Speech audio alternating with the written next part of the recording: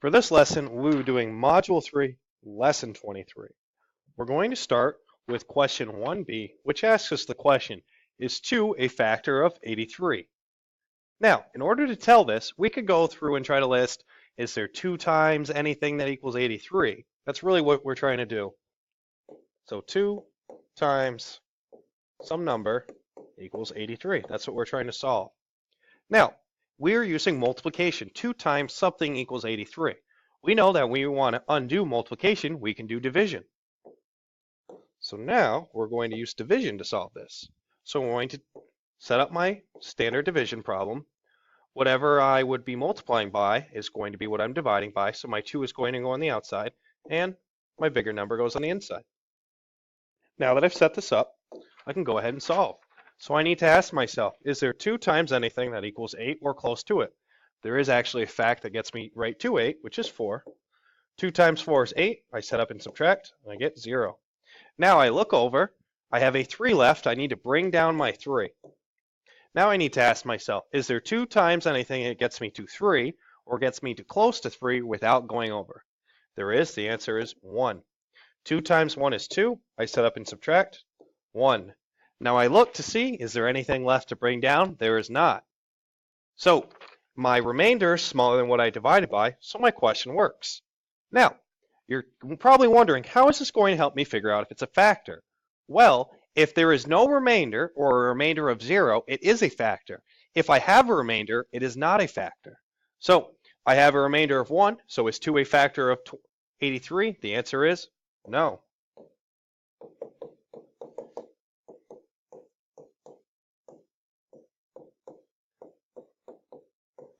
And I'm just going to write down in words what I just explained. So, if I have a remainder, then it is not a factor. So this is an easy way. So if I have a remainder, then it is not a factor. If I get a remainder of 0, then it would be a factor. But in this question, I got a remainder of 1, so it's not a factor. So we'll see how this looks on a different question now. For this next question, it's asking us, is 8 a factor of 92? So again, with multiplication, 8 times some number equals 92. That's what I'm trying to solve for. So I'm going to go ahead and set up my standard division. My bigger number goes on the inside. 8, I put my multiplication sign on the corner to help myself. If I write the multiplication sign, I expect you to write it. Now, I need to ask myself, 8 times what gets me to 9 or close to it? The answer is 1. 8 times 1 is 8. Subtract. I have 1 left over. Now I look over, I see I still have a 2, so I need to bring that down. 8 times what equals 12 or close to it without going over? The closest I can get is, again, 8 times 1. Subtract. Big on the bottom, so I need to regroup. 1 becomes 0, 2 becomes 12. 12 take away 8 is 4. Now I look, I have nothing left to bring down. I divided by 8. I got a remainder of 4, so my remainder is smaller, so it works. So I got 11, remainder 4. Because I have a remainder, I know that it is not a factor. So is 8 a factor of 92? No. 8 is not. No, 8 is not a factor.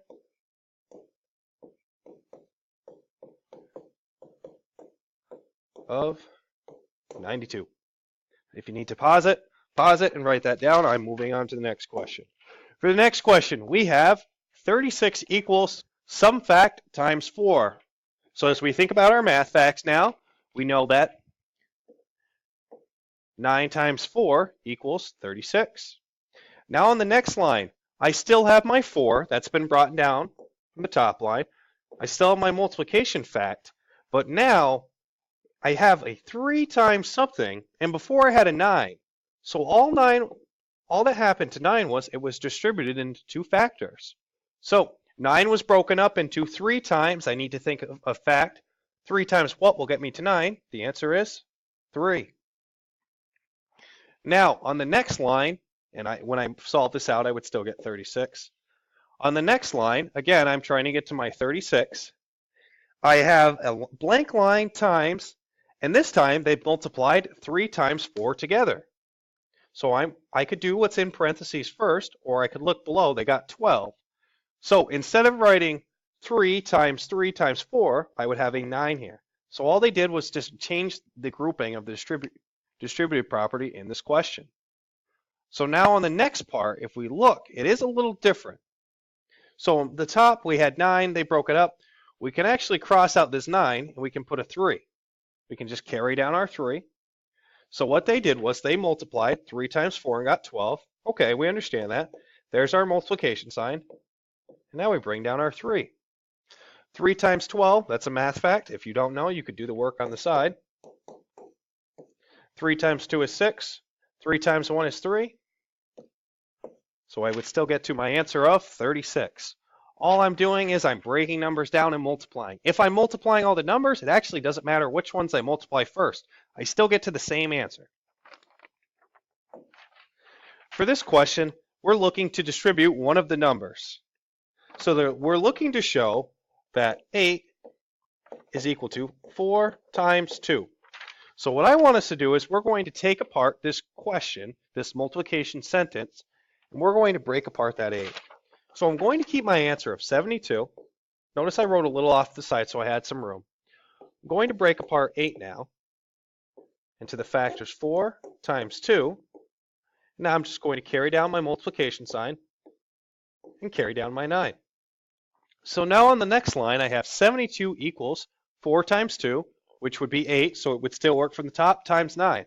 I can break this question down as many ways as I want. If I wanted to, on the next line, go 72 equals 4 times 2 times, say I wanted to break 9 into 2 factors. So I wanted to think about 2 numbers I could multiply that would get me to 9. I could think 3 and 3 would also get me to 9. It's just a different way of distributing the problem. So let's go over to the side. We're going to do this one more different way. So 72 equals, we have 4 times 2 times 9. I'm actually going to come over and erase that 72 for a minute.